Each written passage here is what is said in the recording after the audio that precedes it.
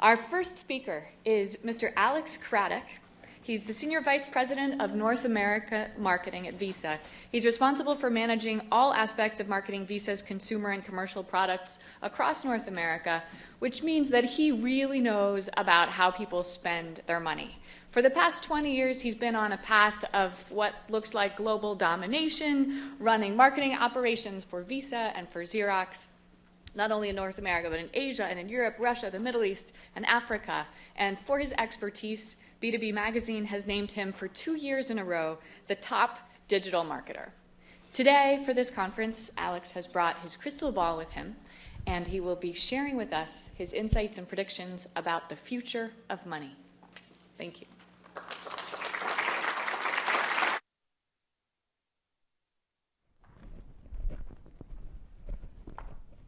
Good morning, everybody. It's great to be here. So I'm Alex Craddock. I head up marketing for Visa. I've been with the company 11 years, and as per the introduction, I've had the benefit of working all around the world. And I think the other thing I've had the benefit of doing is seeing the phenomenal change that has gone on over the last 11 years, and particularly in the last 5 years, and how that's impacted our business, but importantly, how it impacts our marketing. So I have to just draw your attention to the boring words there. Thank you. So the legal guys make me put it in. So what I want to talk about is really the transformation we're seeing in the world of commerce. And we really see that transformation in commerce as a leading indicator of what it means for marketing. There's an awful lot of change going on, and what we want to do is really think about how we need to adapt our marketing within the changes happening with the commerce world. I'd like to start, though, with a quote from our founder, Dee Hock. This was said in 1950, which when you actually think about the words, someone in 1950 talking about digital money is quite phenomenal. So digital has been in our DNA from the very beginning. And innovation has been at the heart of our promise to be the best way to pay and be paid for everyone, everywhere. Innovation and being the best means that you have to strive every day to adapt and keep ahead of what's happening in the marketplace. We don't just do that in our business, we do that in our marketing as well. So as commerce evolves, so the way people consume media, the way that people engage with brands is also changing. And I think to understand that, it's helpful to think about how commerce has evolved over the last 14 years. So if we go back to 2000, the advent of the internet, it's actually where it all began. So we were all shopping in the physical world, and suddenly the internet grew, and suddenly we were able to go online. We were able to research products, we were able to price compare, and we were able to print pieces of paper out, and we were able to walk down the road and actually make the decision on where we're going to go and buy that good. This is where we started to see the convergence of physical and digital. We now come to the current time where physical, digital, and now social, as Carolyn talked about, has started to very much converge and be part of the commerce experience. This has been accelerated by the smartphone, and it's forced us as Visa to think about how we can streamline payment within this physical, digital, and social converging commerce.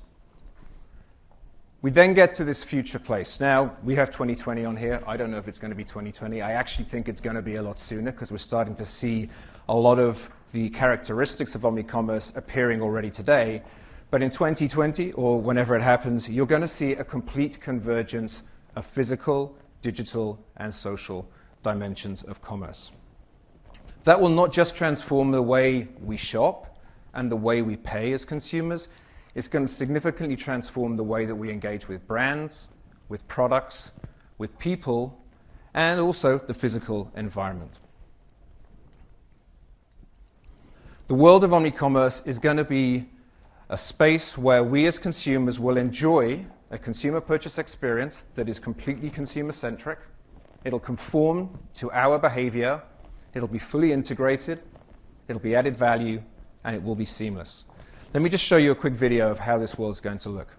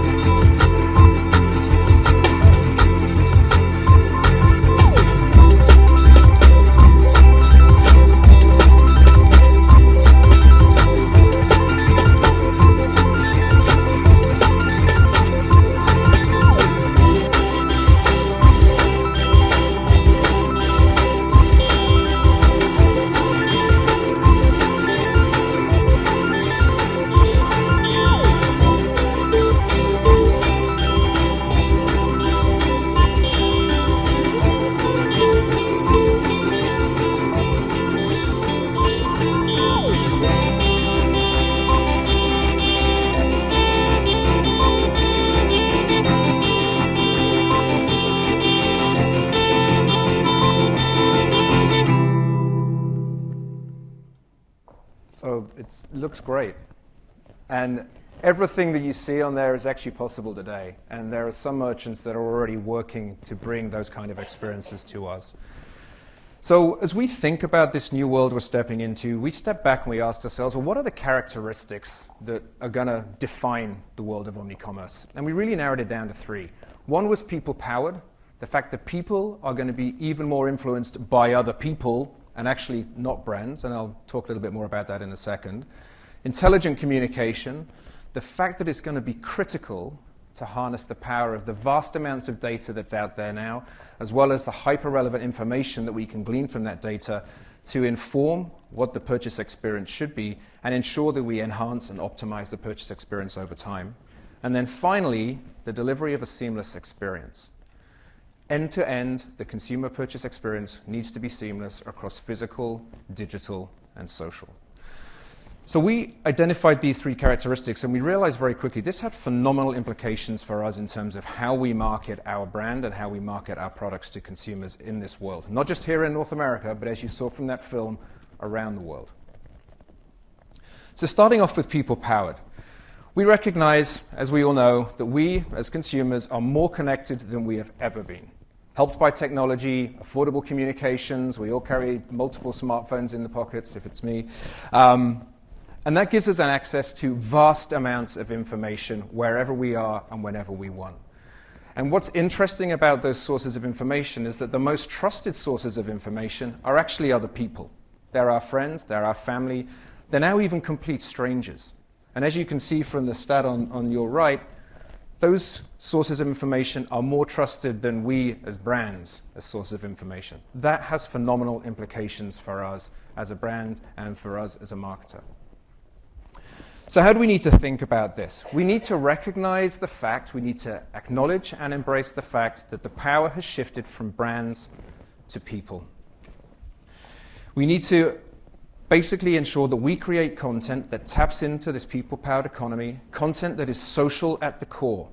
We need to make sure that we put people at the center of not just only our business, but the ideas and the experiences that we create within our marketing world to engage consumers around our brand and our products.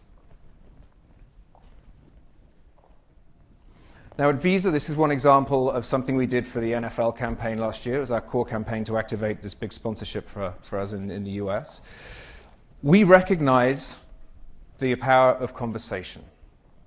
Conversation is what we're all doing, as Carolyn shared, on Facebook every day and on other social platforms. We also still do it face-to-face around the water cooler as well now and again. So we recognize the power of conversation and recognize the fact that we have to design for that from the very start. We have to think about what is it that is going to create earned reach at scale. What is it that people are going to talk about?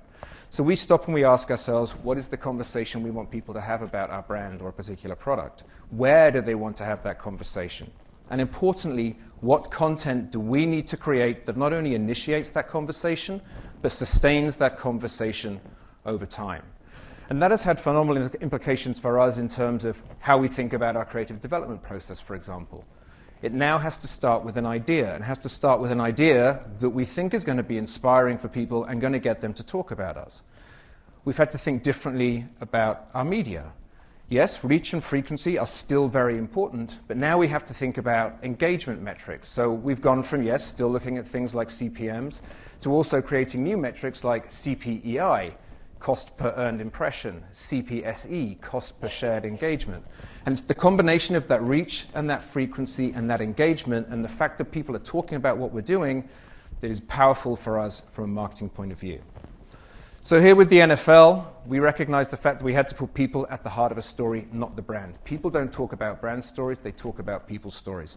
So we created a campaign around the whole notion that all of us football fans in the US have something unique that we want to experience within the context of football. We called it My Football Fantasy. And we used our film, whether it was online, on TV, digital content and social content, to inspire people to share with us the football fantasy that they wanted us to come true, to make true for them. And it was incredibly successful. Within hours of actually putting our content out online, we started to see people posting on Facebook, on Twitter, actually on a site that we created as well, and sharing with us their football fantasies that they wanted us to make come true. And of course, they weren't just sharing them with us, they were sharing with their friends, their family, and strangers and other football fans in the US who are also Visa card holders. Let me just show you quickly a quick TV ad that we used to actually inspire people to share their football fantasies with us. I formation! I formation! We have got to get the three technique block. I'm not angry. I'm not yelling. Nobody's tackling anybody! We got absolutely... I don't think this is such a good idea. Come on in. We can't secure the quarterback-center exchange. You're doing a great job, Coach. Well, they're coming along better than I anticipated. Very pleased. Who told you to take a break? Want to win your own football fantasy? Just tell us. Then use your Visa card for a chance to win it. So content that people want to talk about.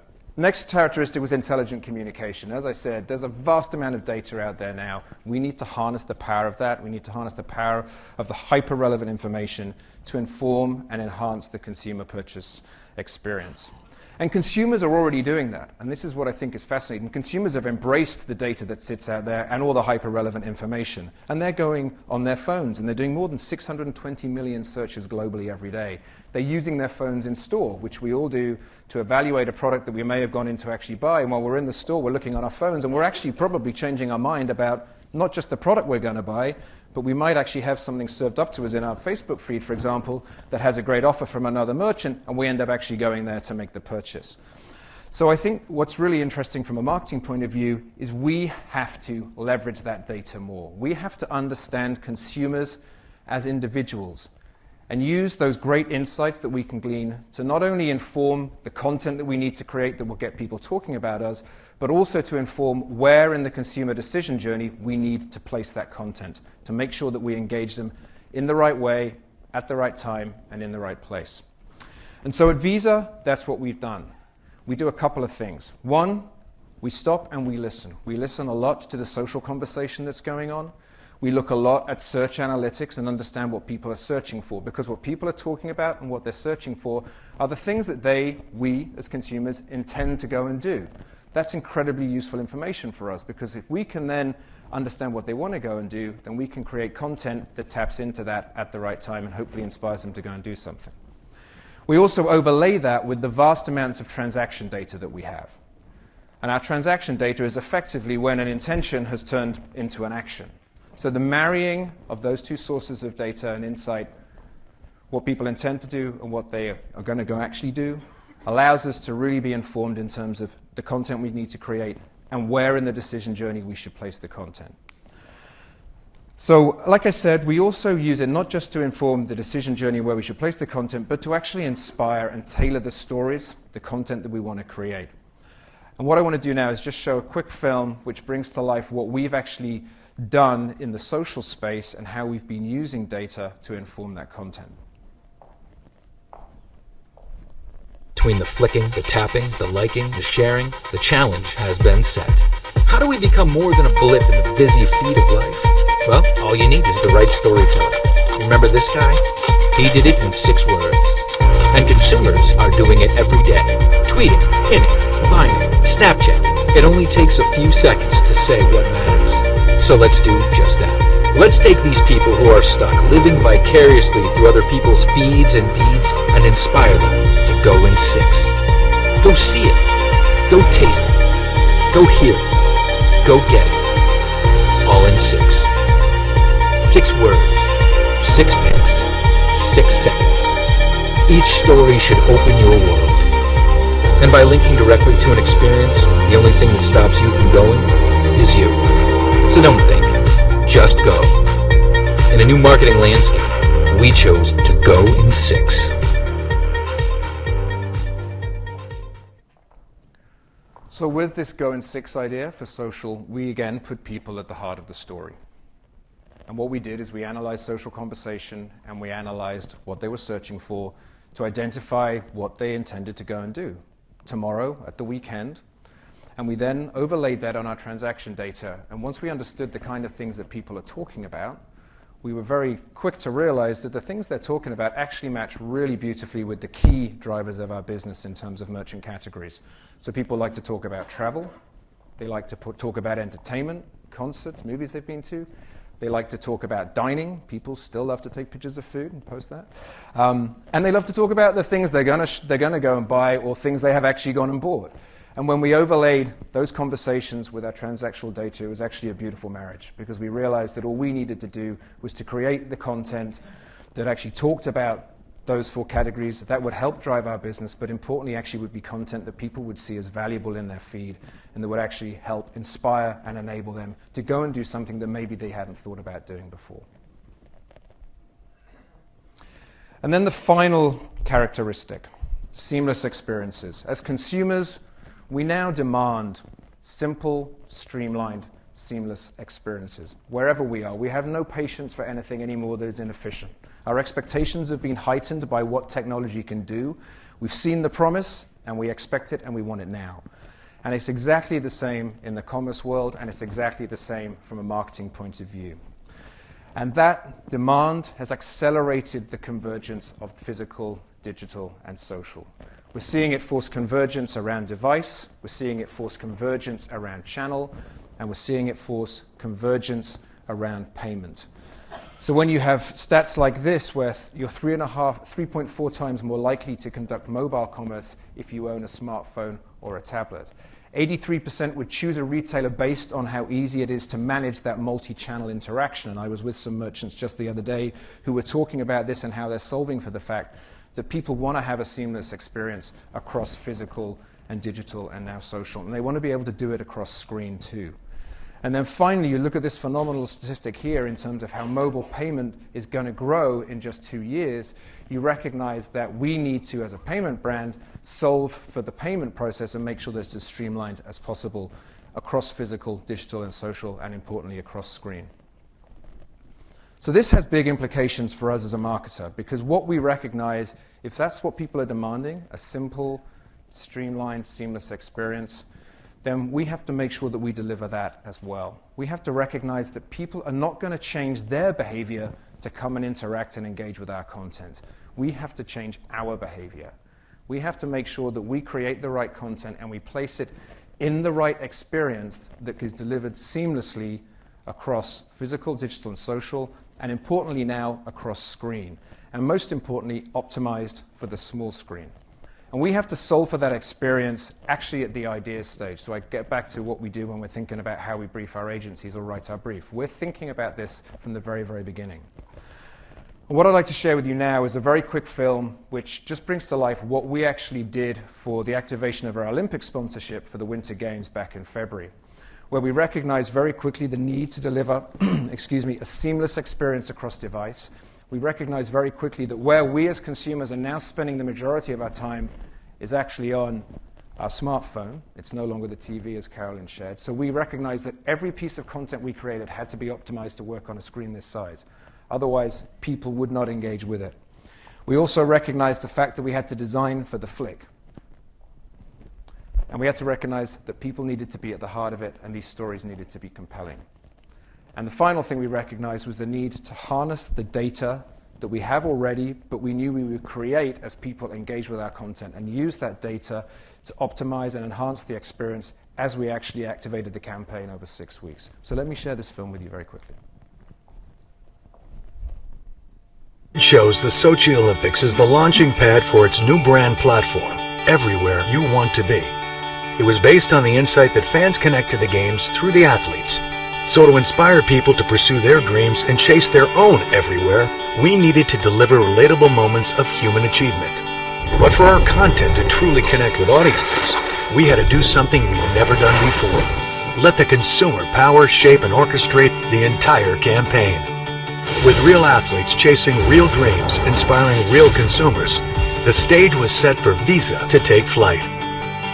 We closely monitored our campaign content, collecting engagement data across our social and digital channels to determine the stories and journeys that were resonating with our viewers. We then used that data to determine the channels that best complemented our content. From TV to digital, mobile, and social, we allowed users to determine real-time media placements. The outcome was a seamless experience across all channels that told the inspiring stories of our athletes pursuing their everywhere, with rewards for fans who helped cheer them on. Hey Sally Pepper, this is David Wise here. I just wanted to say thanks so much for the support. When the games finally came to a close, Visa's fans took to the podium as the most digitally active audience at the Sochi Olympics. And with the help of some new inspirational heroes and thousands of engaged fans, Visa had people everywhere inspired to chase their own everywhere. This is my everywhere. This is my everywhere.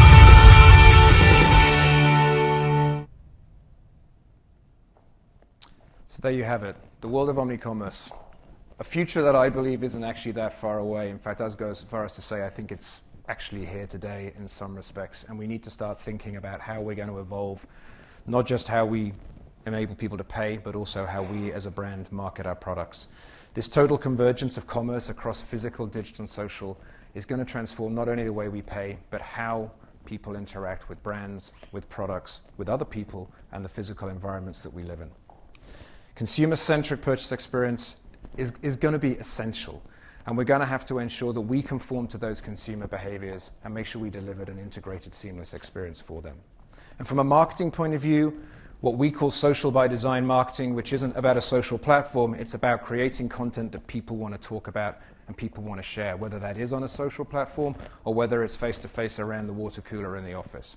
And I think when you think about the characteristics of Omni-Commerce and the fact that people are going to be even more influenced by other people, and you think about intelligent communications and the vast amount of data that's out there that can inform not only the content that you're actually going to build, but where in the decision journey you need to place the content, and then how, over the execution of a seamless experience, you evolve and optimize that content to really drive true engagement with your brand and your product. It's going to be a very, very exciting world, and one that, as you can see from our examples, we're already stepping into experimenting, we're testing and learning, and we want to make sure that we are able to drive success and engage consumers in the right way in this new Omni-Commerce world. Thanks very much, everybody.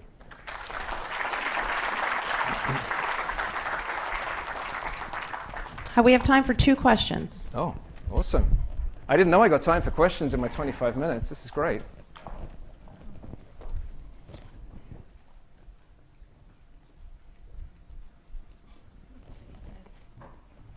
This microphone's coming. Sorry. Otherwise we get told off. There's a gentleman here. Okay. Second. You can be my second question. I'll make it quick. Thank you for your presentation. My question was just about standards in the payment industry. I know that one of the biggest barriers, you talked about that trend we've all heard about, that there'll be billions of people shopping on their phone. What do you see being the next step in getting a standardized mobile payment standard for all intents and purposes that will enable manufacturers, vendors, retailers to get on the same page so we can actually see this become reality?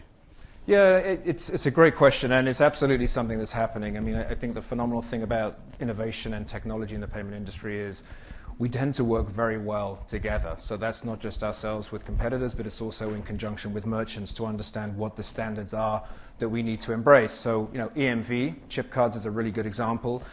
These were launched 10 plus years ago now in Europe, and it really was a collaboration between Visa, MasterCard, and American Express to come up with a standard that can ensure that there is one single standard, and it's easy for merchants to integrate it into their experience, and also for consumers to be able to use their cards consistently regardless of the payment brand. So the exact same thing is happening with mobile, and a lot of great conversations that are taking place. A lot of good things actually happening that are going to facilitate and accelerate that move to mobile payment.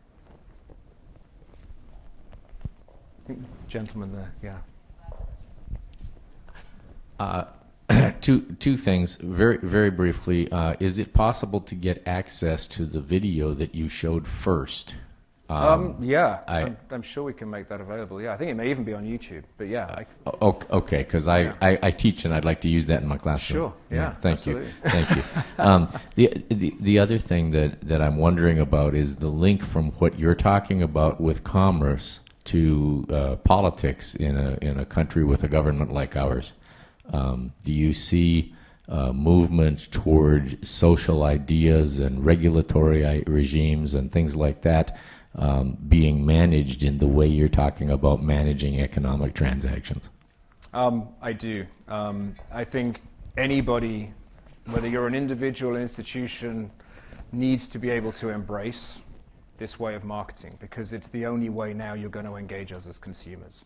You know, I don't believe that the TV ad, as we see politicians make of the past, are going to be as successful and as powerful as they need to be to break through and really change people's perceptions about an individual or a particular political party. I also think as well, I look at what Obama did, you know, in his first campaign and then to get re-elected. He harnessed the power of social. It really was the harnessing of the power of social that I think made him able to be in a position to win the election. I think if he had just taken the more traditional routes of reaching out to us as individuals in the US, I don't know if the outcome would have been the same.